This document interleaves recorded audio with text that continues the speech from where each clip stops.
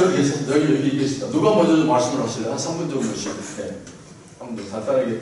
제가 생각할 때는 민주주의의 위기와 회복, 이제 좌장을 또 맡으셨고, 또 약간의 그 토론도 있었을 텐데, 그 분과에서 가장 핵심적인 어떤 뭐 토론이 있었는지 궁금합니다. 뭐가 그 분과 토론에서 무엇이 가장 중요하다고 생각되는 것이었는지가 좀 중요할 것 같아서 제가 원래는 서로 말씀을 안 하시려고 하면 그 방송에서는 가위바위보를 하거든요. 그런데 가위바위보를 후보가 직접 하지 않고 보좌관이 가위바위보를 합니다. 그래서 정하는데 오늘 누가 먼저 말씀을 좀 주실래요?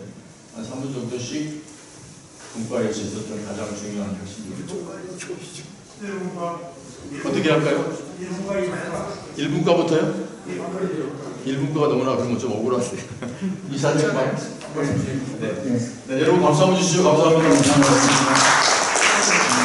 저희 분과 주제는 신학과 파시즘이었고요. 자료집에서 보시는 것처럼 네 분의 단체가 있었습니다.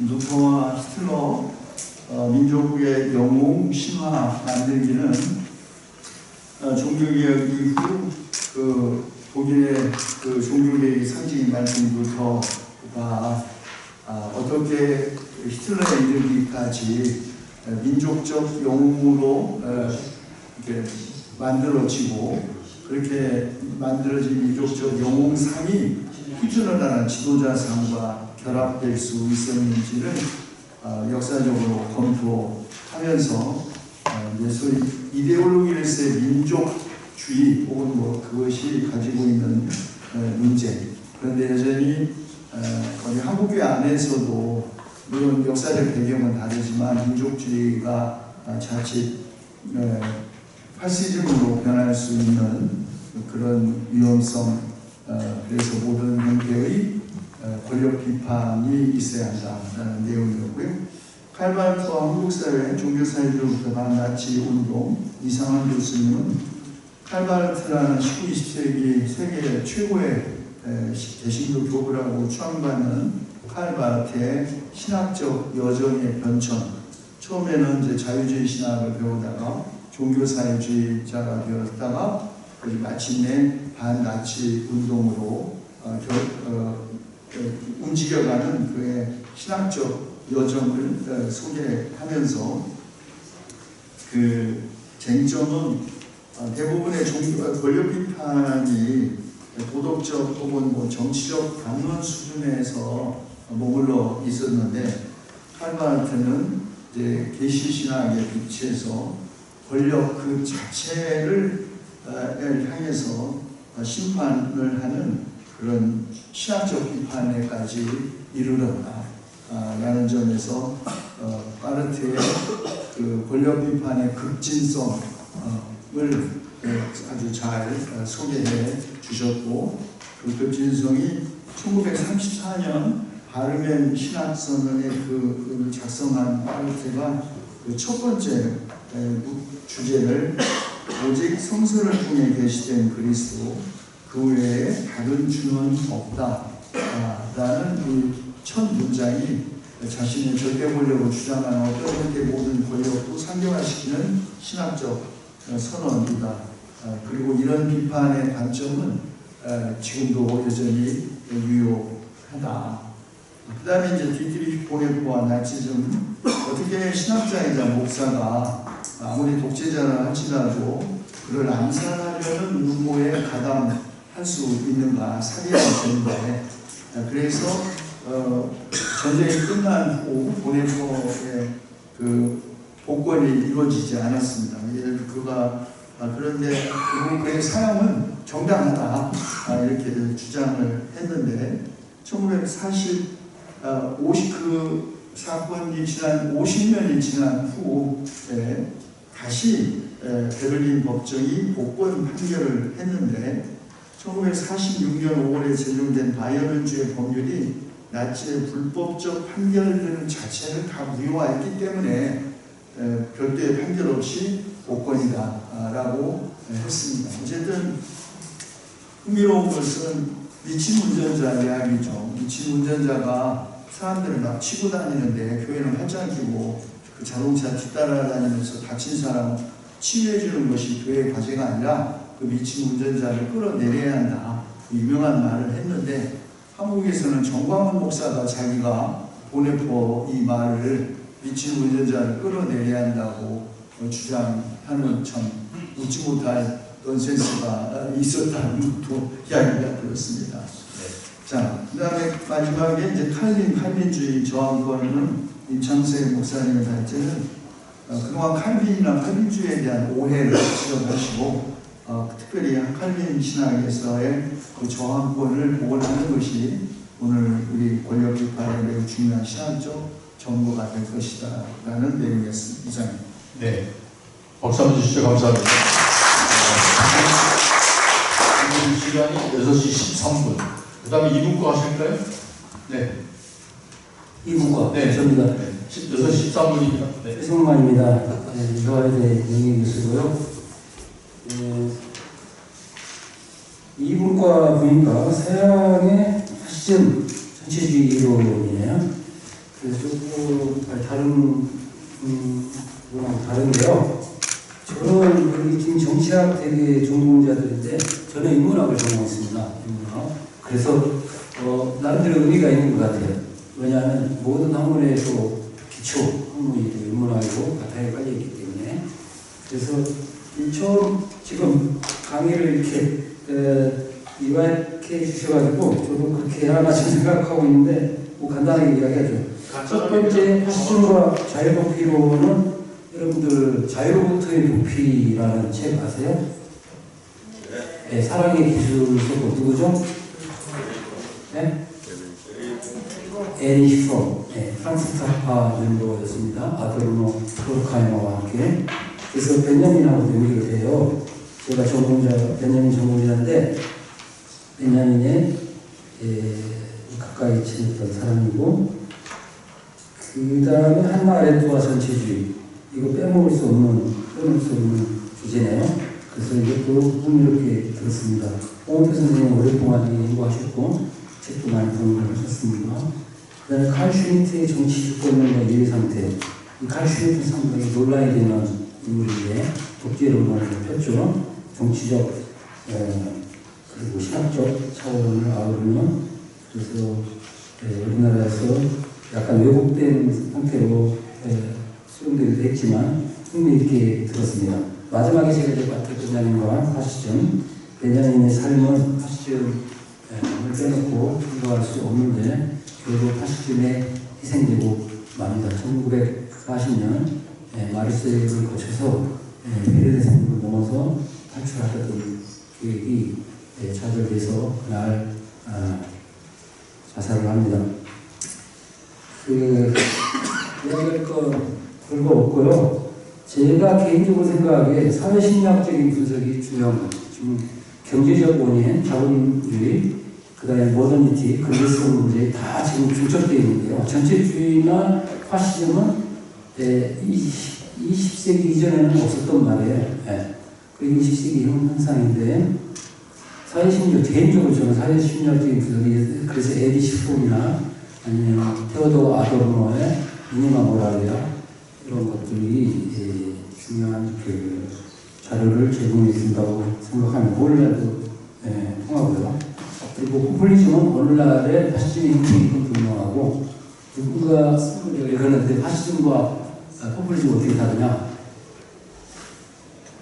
페이크 뉴스를 포퓰리스트들은 페이크 뉴스를 알고 거짓말을 하면서 권력을 잡기 위해서 쓴다는 거다.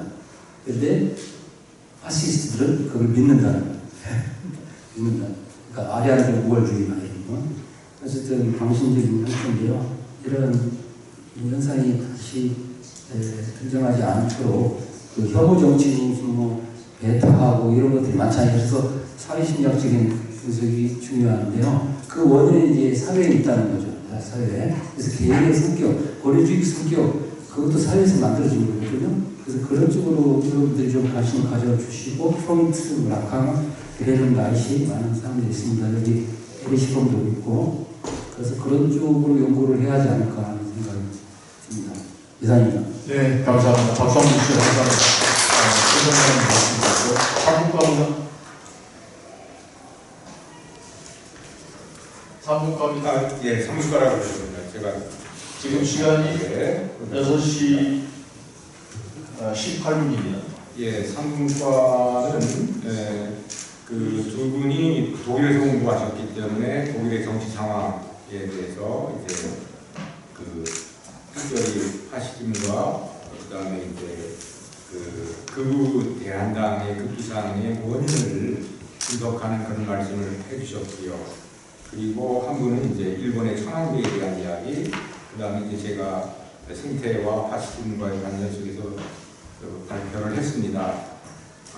오전에 그 키노트를 하신 그 예니켄 교수님은 독일이 어떻게 파시즘을 극복하고 정말 성숙한 민주주의로 가는 그런 과정에 대해서, 그런 장치에 대해서, 그런 교육에 대해서 이제 얘기를 해주셨고, 그거에 대한 배울 게 많다, 참 모범적이다, 이제 이러한 생각을 하게끔 한 그런 이제 내용이 많았었는데, 저는 이제 네 번째 발제하신 우리 조성국 박사님이 왜 독일에서 최근 10년 동안 대한정당, 거의 대한당이죠. 극우당이 이제 극우당이라고 얘기할 수 있는 대한당이 이렇게 급부상했느냐.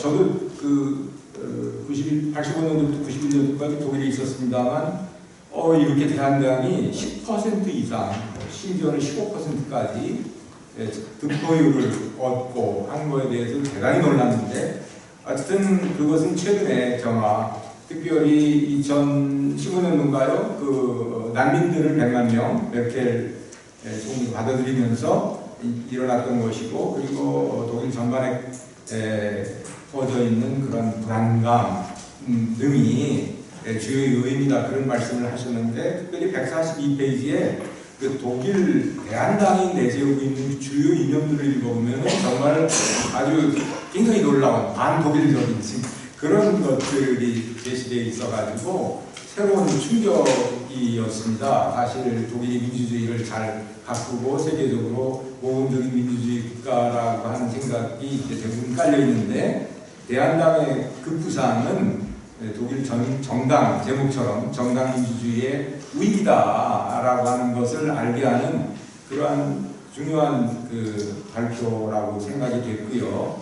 그 다음에 우리 저는 세 번째 발표를 하신 송충기 교수님은 독일의 극우정당은 나치 유산인가 이렇게 질문을 던졌어요. 그래서 독일의 극우정당이 생기고 급부상하고 할 수도 있고, 그리고 이제 뭐 5% 이하의 득표를 얻을 수도 있는데, 그것은 나치 유산이라고 볼 수 없다, 이런 것이 요지였던 것 같아요. 왜 그러냐면은 나치의 경험이 너무나도 아주 뭐라고 할까요? 굉장히 너무나도 아주 최악이었기 때문에 그것을 견제할 수 있는 그런 많은 어떤 제도라든가 어떤 독일 시민들의 마음이라든가 이런 것들이 있기 때문에 그것을 제어할 수 있는 장치들이 끊임없이 발동하고 있다, 제도적으로 그렇고요. 그런 말씀을 해주셨어요. 그래서 이제 민주주의가 건강하다, 여기서는 좀 건강하다, 이제 그런 쪽으로 발제가 됐고요. 그 다음에 이제 우리 두 번째 발표한 일본의 천황제 발표한 장수 교수님의 경우는 일본의 천황제가 하나의 신도와의 관계 속에서 이제 종교적인 색채가 강한데, 종교적인 색채가 강할 뿐만 아니라 소위 교토학파, 세계적으로 유명한 철학, 종교, 철학, 이 교토학파를 이제 소개를 두 분을 하셨어요. 한 분은 이제 기타로 비시다고, 또 한 분은 이제 스치키다 했는데, 이 두 교토학파를 통해서 어떻게 철학적으로 뒷받침이 되었는가라고 하는 것을 얘기를 해주셨고, 그것이 일본의 문화, 신층 문화 속에 이렇게 깊숙이 천황제라고 하는 것이 들어가 있어서, 이런 문화와 어떤 신층 심리를 이해하지 않는 한 밖에서는 건강하는 그런 비판이 들 수가 있다, 이제 그런 얘기를 하셨어요. 그리고 왜 마지막에 이제 화라고 하는, 좋아할 때 화자요, 화라고 하는 말씀을 하셨는데, 이건 이제 제가 얘기하는 것을 덧붙이는 겁니다. 이것은 이제 원효의 화쟁이론에 할 때, 화쟁이론 할 때 화자를 일본이 수입해 가서 정치화라고 이제 그 전이 됐다라고 하는 얘기를 들었거든요. 그래서 저는 속으로 이건 발제에 나온 것이 아닌데 우리는 쟁의 역사가 있는데 쟁의 역사를 통해서 화를 이끌어 나가는데 여기 이창수 교수님은 화라고 하는 이름을 내걸지만 결국은 같은 동으로 이렇게 수렴되고 종합되는 그런 현실이 일본의 문화고 정치 현실이지 않느냐. 이것을 참 개혁하고 바꾸기는 밖에서 하는 얘기고 안에서는 자기가 보기에 안에서 그렇게 변화될 가능성은 참 드물다, 어렵다. 뭐 그런 말씀을 하셨어요. 그 다음에 이제 저는 사실상 이 파시즘이 이제 역사적이고 정치적인 맥락인데 우리 미시 파시즘이라고 하는 것이 90년도에 그런 이론이 한 사회학자들이 있었거든요. 그래서 그런 이제 미시 파시즘이 뭐냐면은 이제 소위 섬세한 논리, 가부장적인 제도라고 하는 거대 논리로부터 벗어나서 좀 미시적인 것, 또 섬세한 것, 말하자면 이제 환경 문제도 생태 문제도 생명 문제지요. 생명 문제를 왜 정치권에서 특별히 정치권에서 얘기를 강하게 주장하지 못하는 이유가 뭔가라고 하는 그런 문제 제기로부터 시작을 해서 그리고 난 다음에 이제 저는 그 주로 많이 서양 사상을 얘기를 하는데 한국 사상, 특별히 동학혁명 이후에 동학사상, 그 다음에 개벽의 이론 그런 것이 이제 하나의 그 생명학의 큰 보고다. 그런 것을 좀 소환해서 우리가 정치, 사회, 그 다음에 특별히 환경 문제를 말하자면 치유하는 좋은 사상적인 자원으로 삼자라고 하는 그런 얘기였습니다. 예, 감사합니다. 좀 속도를 내주시면 고맙겠고요. 이제 이번에는 사문과입니다. 우리 박명희 교수님. 네. 예, 저희 분과는 전체 회의 주제에 좀 맞춰서 그렇게 주제도 정하고 토론을 진행해봤습니다. 민주주의가 국내적으로, 국제적으로 심각한 위기 상황에 직면해 있는데 과연 국제적 의미는 무엇이며 회복의 경로나 대안이 있는가? 그래서 그 우크라이나 전쟁, 미중 관계, 반도체 전쟁, 일본 오염수 방출, 즉 국제관계나 경제안보나 한국 문제 전부 국내적으로 국제적으로 민주주의의 좋은 조건과 다양한 가능한 의견들이 모아졌고요. 특별히 이러한 국제 경쟁이 초래하고 있는 자국 우선주의와 내부의 포퓰리즘 문제가 그걸 어떻게 작동할 것인가가 바로 저희가 목표로 했던 파시즘 흐르는 거를 저지하고 민주주의 회복이 굉장히 중요하다. 그 과정에서 자유주의 국제 질서가 사회주의 분리시키고 세계화의 잣대를 놓았는데 이 세계화가 거꾸로 비자유주의적인 국내 체제와 국제적인 그러한 그 어떤 현상을 초래하는 이것이 굉장히 좀 중요하지 않는가. 특히 이 세계화가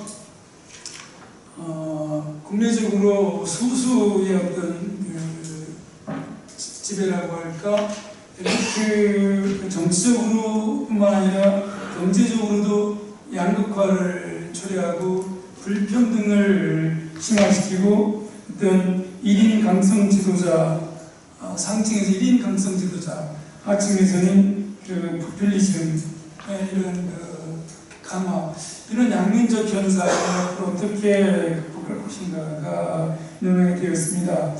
그럴 때에 한국과 관련해서는 이 지면, 국제적으로 민주주의가 위축된다는 분명은 너무나 많지 않습니까? 인구의 이제 8%, 국가의 14.8%만 충분한 민주주의를 누리고 있다는 그런 연구 결과들이 계속 나오고 있고, 한국도 계속해서 민주주의나 자유 지표가 추락하고 있다는 오늘 토론도 있었습니다. 그래서 저희는 앞으로 이거를 넘어서는 데 있어서 이러한 국제 문제가 국내 국제적으로 민주주의에 초래하는 영향이 크기 때문에 시민사회의 역할이 중요하고, 국내적으로도 환경 문제라든가 재난 문제라든가 감염병 문제라든가 기후위기, 국제적으로도 시민연대가 민주주의 지키고 회복시키는 데 중요하다는 그런 토론이 있었습니다. 저희 사분과 복음을 마치도록 하겠습니다. 감사합니다. 예, 여러분 박수 부탁드리겠습니다. 양평 이사입니다. 오문과는 우리 역사가 80년을 증명을 했었는데, 이제 윤장식 교수님께서 박정희 유신 시대를 말하면서 박정희는 파시즘으로 보기보다는 오히려 권위주의적인 독재자다 이렇게 표현을 하면서 이 파시즘 개념에 대해서 뜨거운 논쟁이 벌어졌습니다. 한홍국 교수께서는 자기는 파시즘을 극단적인 민족주의로 본다. 또 어떤 분은 전체주의로 본다. 어떤 분은 우리 정치사와 파시즘을 연결할 고리가 있겠느냐, 어떻게 볼 거냐, 좁게 보냐, 이런 논란이 있는데 결론을 못 내고 여전히 과제다 하는 걸로 이제 얘기를 했습니다. 두 번째, 우리 최지영 교수님 아주 중요한 발표를 하셨는데요. 80년의 헌법이 직선제를 도입한 것은 맞지만, 그렇지만 유신 헌법의 잔재를 털어내지 못했다. 그 대표적인 사례로 헌법재판소의 기능에 대해서 문제를 제기했습니다. 무슨 말이냐면 법원, 검찰 등 이런 사법 권력의 이탈을 막는 재판 소원이 있어야 하는데 이게 제기됐다는 거죠. 그러면서도 우리 헌법이 독일 헌법을 인정했다고 하는데 그건 천만이 맞습니다. 독일 헌법은 헌법재판소가 재판을 관여할 수 있는, 그러니까 감시할 수 있는 기능을 해서 판결문의 13%를 헌법재판소에서 수정을 시켰다는 이런 이야기를 하면서 앞으로 개헌이 된다면 헌법재판소의 기능, 변화를 가장 우선시해야 한다 하는 것이 강조가 됐습니다. 그리고 이제 한홍국 교수님은 이 공안 기구에 대해서, 특히 검찰 개혁에 대해서 이야기했는데, 우리가 흔히 보는 4대 공안 기구의 중정, 보안사, 대공, 경찰, 검찰이 있는데 지금까지 한동안은 검찰이 제일 뒷전에 있었는데, 그래서 검찰 스스로가 우리는 개다 이런 표현까지 썼는데, 개가 위상이 너무 바람까지 나는 겁니다. 어느 날 갑자기 아무나 물리지 않고 나중에는 주인까지 물고 이제는 주인이 되어버렸다. 이렇게 이제 좀 강력한 표현을 하면서 검찰 개혁은 30여 년간 대선의 아젠다가 되는데 오히려 검찰 공화국이라는 그걸 만드는 그런 상황이 것을 직시해서 앞으로 이 문제의 개선이 무엇보다도 우선해야 한다 이런 것을 말씀드리고요. 마지막으로 제가 이제 4.3에 대해서 발표하는데 4.3은 마찬가지로 이승만 정부와 미군의 합작위에서 투파 작전을 하면서 수많은 사람들을 희생시켰다. 그런데 그런 과거가 많은 이승만을 거기라고 일컬으면서 기념관을 세우는 것이 말이 되느냐. 설령 그 기념관을 강행한다면 공로 못지않게 과거 정확하게 공정하게 기록되어야 한다. 이런 이야기를 오갔다는 말씀을 드립니다. 네, 부산 주시죠. 감사합니다. 시간이 지났습니다만 그래도 제가 말을 끊기가 미안해서 여러분에게 기회를 드릴 거예요. 아무튼 좋은 말씀 여러분 잘 들으셨죠? 네, 감사합니다. 이제 마칠 시간인데요. 5분 수고하셨고 그냥 앉아 계시겠습니까? 들어가시겠어요? 앉아 계시면 괜찮을 것 같은데 앉아 계실래요? 들어가실까요? 명령 내리십시오. 네. 들어가시겠습니까? 네, 들어가시죠. 네, 감사합니다. 다시 한번 박수 한번 주시죠. 감사합니다. 자, 죄송합니다만 의자 좀 바르게 해주시면 의자가 막 걸어다니는 의자인데 네, 죄송합니다. 네, 감사합니다. 네, 감사합니다. 네, 감사합니다. 5분 정말 수고 많으셨고요. 자, 이제 마치는 시간인데 여기 앞에 보시면 주최기관이 5.18 민주화운동 44주년 기념 서울행사위원회, 한신대학교 한반도 평화학술원 평화와 공공성센터, 크리스천 아카데미 평화아카데미, 진선미, 양경숙, 권칠승, 최혜영, 김두관 의원실의 협조와 도움으로 이를 움직입니다. 국회에서 5개 망을 이렇게 쓴다는 게 정말 불가능한 일인데 많은 분들이 도와주셔서 여기까지 온 것 같아요. 여러분 고맙죠? 박수 한번 주시겠어요? 한국대학교 총장님께서 이 자리에 오셨기 때문에 폐사 말씀을 좀 듣도록 하겠습니다. 이제 마지막 시간입니다. 네.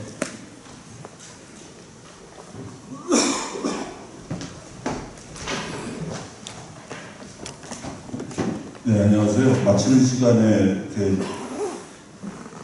말씀을 드리려니까 좀 송구스럽네요. 짧게 하는 것이 공공서를 위해서 좋은 생각합니다. 저희 한신대학교도 뜻깊은 대회의 한 주특기를 맡게 돼서 저에게 오라고 하신 것 같습니다. 이번 공공선 거버넌스 학술대회 개최를 정말 축하드리고 또 성공적으로 오늘 이렇게 시간까지 마치시게 된 것을 축하드립니다. 학술대회 개최를 해서 애써주신 강시원 교수님 그 수고에 대해서 감사드리고 특별히 오늘 공공선과 공공신학 실전대상을 수상하신 윤경로 장로님 그리고 강경민 목사님에게 진심으로 축하를 드립니다. 모든 것이 합력할 선을 이룬다는 성경의 말씀이 있습니다. 이 말씀은 제가 떠올려 볼 때 바로 각자 도생, 적자 생존, 무한 경쟁의 세상에서 시대에서 우리 사회 공공선을 위한 노력을 할 것을 촉구하는 경우다 그렇게 생각을 합니다.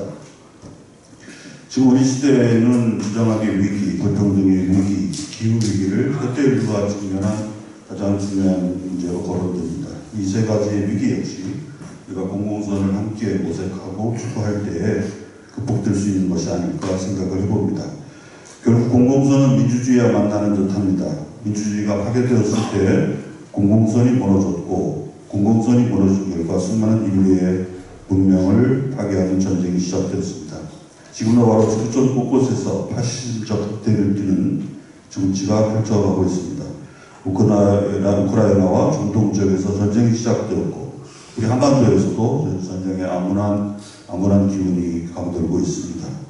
그런 점에서 이번 학술대회는 바로 민주주의의 위기와 회복에 대해서 논의한 자리였고 뜻깊은 행사였다고 생각을 합니다. 인류가 직면한 위기뿐만 아니라 우리 한반도에서 펼쳐지는 여러 암울한 위기들, 문제들을 직시하고 그 해결책을 모색하는 계기가 되었기를 기원합니다.